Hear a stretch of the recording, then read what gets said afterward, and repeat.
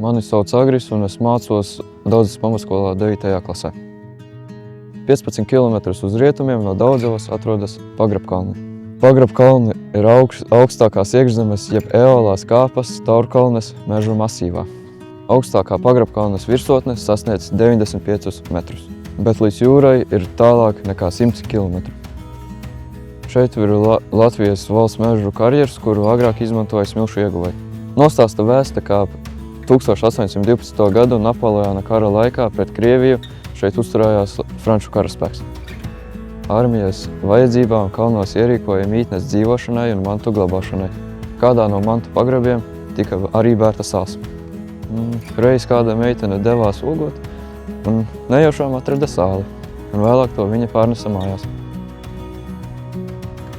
Man brīvajā laikā patīk strādāt ar elektroniku, skatīties, kāpēc tas neiet, kā to salabot un ko ar to dara vispār, kā to vispār var izmantot. Citreiz skolā arī ir gadījies, ka skolotājiem vajag palīdzību ar elektronikām. Bieži vien mani pasauc salabot tās.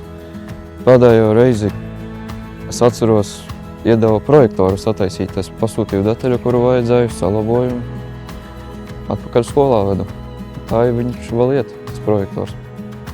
Visu šo esmu iemācījies pats ar savām zināšanām, un vienīgais iespējas, kas man to lika darīt, ir mans tēvs. Viņš arī ar tādām lietām nodarbojas. Bieži vien, kad kaimiņš atved kādu elektroniku, mēs ar tēti mēģinām salabot to, diagnosticēt kādu problēmu un tad salabojam un tad dodam atpakaļ.